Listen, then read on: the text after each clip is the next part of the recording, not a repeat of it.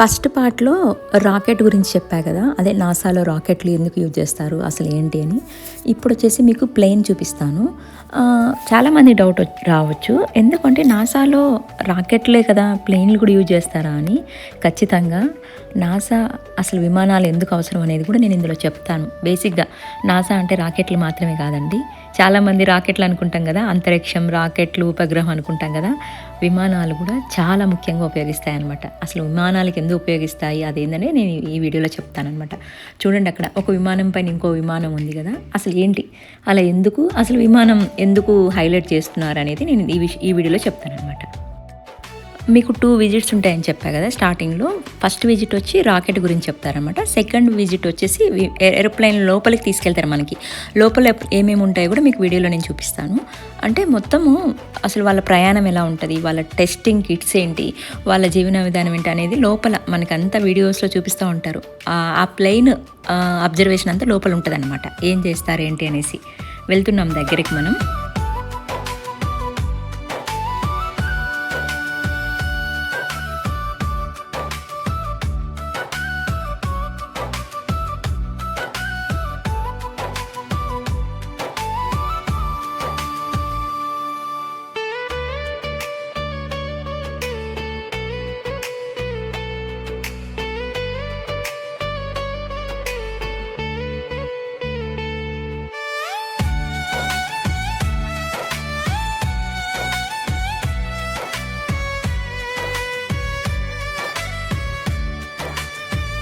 వచ్చేసాం ప్లేన్ దగ్గరికి.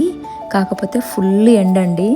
ఆ ప్లేన్ దగ్గరికి వెళ్ళగానే చల్ల గాలి వచ్చింది, ప్రశాంతంగా అనిపించింది. ప్లేన్ 2 ఫ్లోర్స్ ఉంది. అది నేను చూపిస్తున్నాను చూడండి ఒక్కసారి. ఆ ప్లేన్ కూడా టచ్ చేసాం మేము.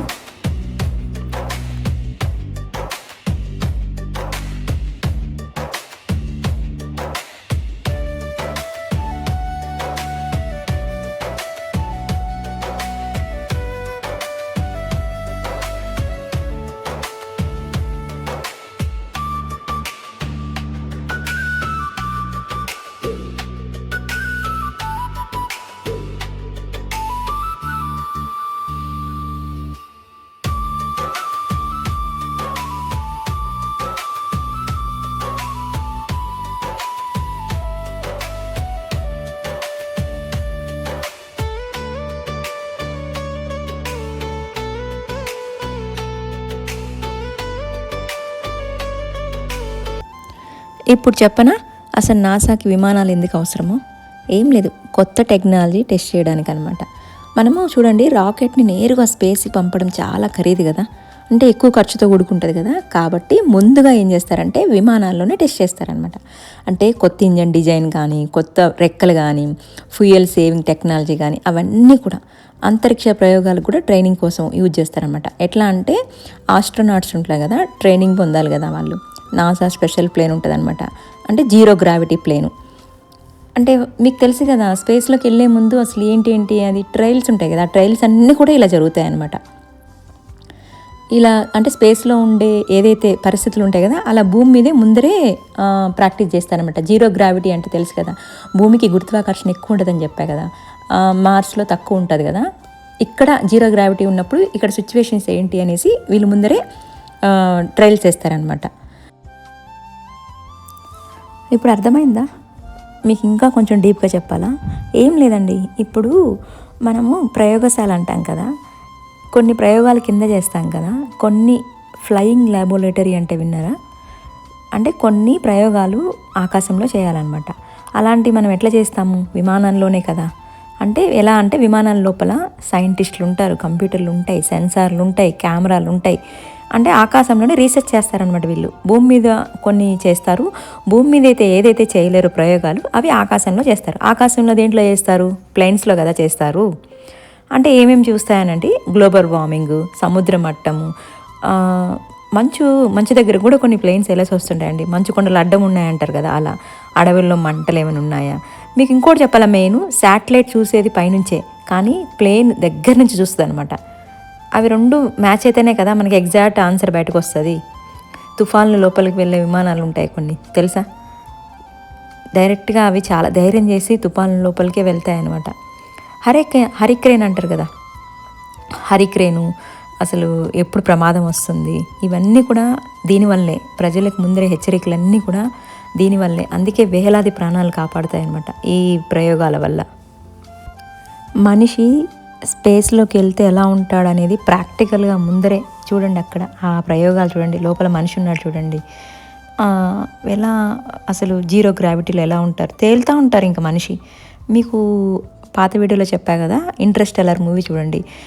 వాళ్ళకి అక్కడ బరువు ఉండదు, అది యాపిల్ కూడా పైన ఇట్లా తేలుతూ ఉంటుంది. అన్నీ మనుషులు కూడా తేలుతూ ఉంటారనమాట. గాలి ఒత్తిడి, వేగం, కంపనం, ఇంకా అలా ఏంటంటే వాళ్ళకి జీరో గ్రావిటీ అనమాట.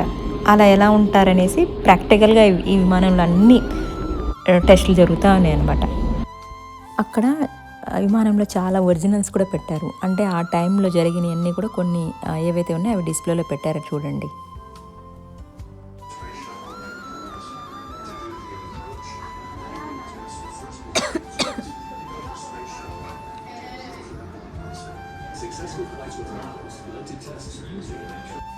ఇప్పుడు చాలా వరకు విమానం స్టార్ట్ అయితే మస్తు సౌండ్ వస్తుంది కదా, అలా కాకుండా వీళ్ళు శబ్దం తక్కువగా ఉండి శబ్దం కంటే వేగం ఎక్కువగా వెళ్ళే విమానాలు తయారు చేయాలి ఫ్యూచర్లో. ఎలా అంటే ఇప్పుడు ఎగ్జాంపుల్కి న్యూయార్క్ నుంచి లండన్కి వెళ్ళాలంటే తక్కువ వేగంతో, తక్కువ శబ్దంతో ఎక్కువ వేగం వెళ్ళేటట్టు 3 గంటల్లోనే రీచ్ అవ్వాలి. అండ్ ఎలక్ట్రిక్ బస్సెస్ ఎలా ఉన్నాయో అలాగే ఎలక్ట్రిక్ విమానాలు, గ్రీన్ విమానాలు, అంటే ఫ్యూయల్ తక్కువగా వాడే విమానాలు, పొల్యూషన్ తగ్గించి టెక్నాలజీ అనమాట. మన భవిష్యత్తుని కొంచెం క్లీన్ అండ్ సేఫ్ చేయడం కోసం వాళ్ళ లక్ష్యం. చాలా చాలా ఇన్నోవేటివ్ థాట్స్తో వాళ్ళు ప్రయోగాలు చేస్తున్నారనమాట.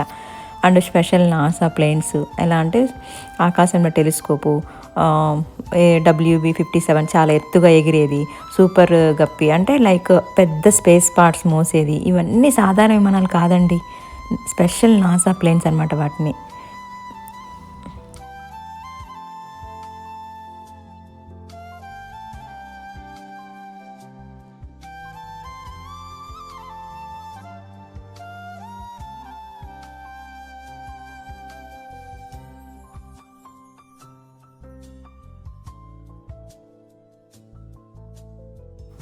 చూడండి అక్కడ రియల్గా ప్రాక్టికల్గా ఒక విమానం పెట్టారు.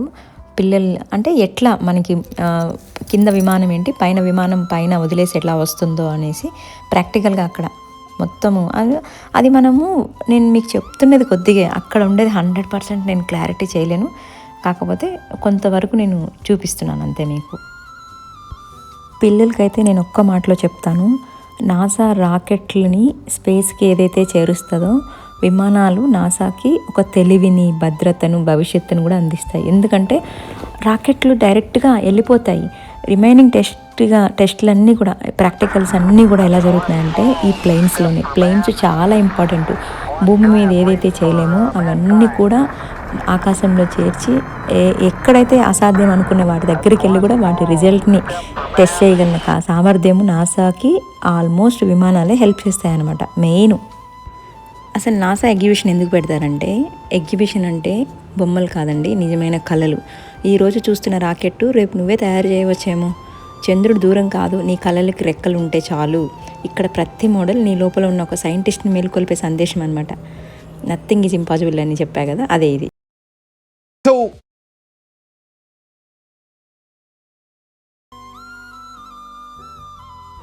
మేము అసలు ఏమేమి కవర్ చేసామంటే నాసా ఎగ్జిబిషన్లో మనం స్పేస్కి వెళ్తాం కదా, ఆ డ్రెస్లోనే గాలి, నీరు, రక్షణ అన్నీ ఉంటాయన్నమాట.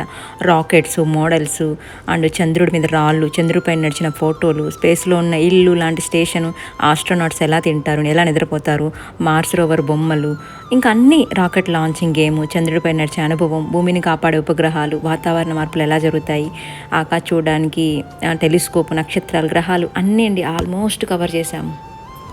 మనం అనుకుంటాం కదా ఎగ్జిబిషన్ అంటే చూసి వెళ్ళే చోటు మాత్రమే కాదండి, కళలు మొదలయ్యే చోటు అనమాట. పిల్లలు ప్రతి ఒక్కరికి ఒక ఇన్స్పిరేషన్ అనమాట. అందరికి నచ్చిందా ఫ్రెండ్స్? నచ్చితే లైక్ చేయండి. Thanks for watching.